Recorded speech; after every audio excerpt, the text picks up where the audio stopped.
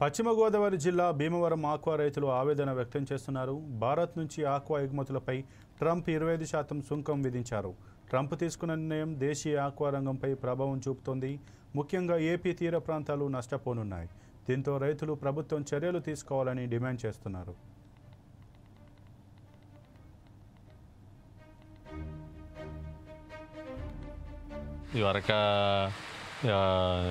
ఇది కరోనా వచ్చిన కాడి నుంచి కూడా చాలా ఇబ్బందికరంగా ఉంది ఆక్వాకల్చరు. ఈవేళ కూటమి ప్రభుత్వం వచ్చిన తర్వాత ఈ సబ్సిడీలు అవి ఇస్తూ ఉన్నారు కరెంటుకి వాటికి. దాని మీద రైతులు అందరూ సంతోషం వ్యక్తం చేశారు. ఈలోగా ట్రంప్ తీసుకున్న నిర్ణయానికి 60,000 కోట్ల రూపాయలు వచ్చే ఆదాయాన్ని, మనకి ద్రవ్యబలం వచ్చే ఆదాయాన్ని ఈవేళ 25% అధికంగా సుంకం విధించడం వల్ల మన ఆక్వాకల్చర్కి చాలా తగలరాని గట్టి దెబ్బ తగిలింది. దీని గురించి ఆక్వా రైతులు 30-40 రూపాయలు ఒక కేజీకి వచ్చి రేటు తగ్గించారు ఎక్స్పోర్టర్స్. దీని గురించి ఆక్వాకల్చరు ఏం చేయాలో, రైతులు ఏమవ్వాలో ఏంటో. సంవత్సరం మొత్తం మీద ఈ సమ్మర్ క్రాపే కొంచెం సక్సెస్ అవుతుందని, ఉన్న క్రాప్లేమో సక్సెస్ ఉండదండి. 100కి 10 చెరువులు కూడా రావు. 100కి 70 చెరువులు ఈ సమ్మర్ క్రాప్లో బాగా వస్తాయని ఆశించే టైంలో ఈ సుంకం విధించడం వల్ల చాలా ఆక్వాకల్చరు చాలా ఇబ్బందికరంగా ఉంది. దీని మీద లక్షలాది మంది జనాభా కూడా చాలా దీనివల్ల బతుకుతున్నారు. దీనికి చాలా అధిక నష్టం కలిగి ఇబ్బందికరంగా ఉంది.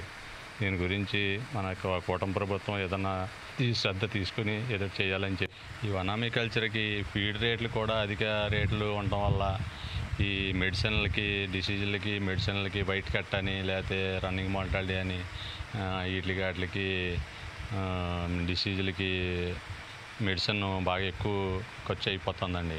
దీనివల్ల ఇప్పుడు ఈ సుంకం విధించడం వల్ల భారీ నష్టాల్లోకి వెళ్ళిపోతారండి ఆక్వా రైతులు.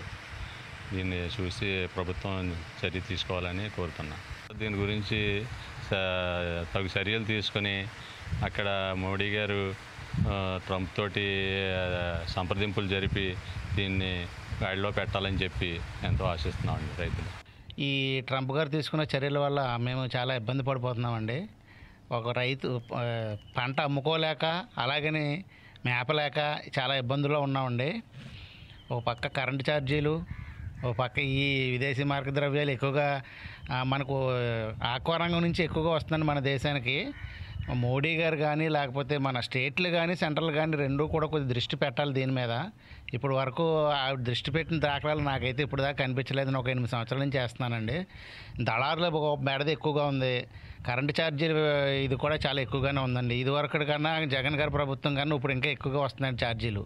దాని మీద దృష్టి పెట్టి మా రైతాంగాన్ని కాపాడుకోవాలని ప్రధానమంత్రి గారు కానీ, చంద్రబాబు నాయుడు కానీ కోరుకుంటున్నామండి.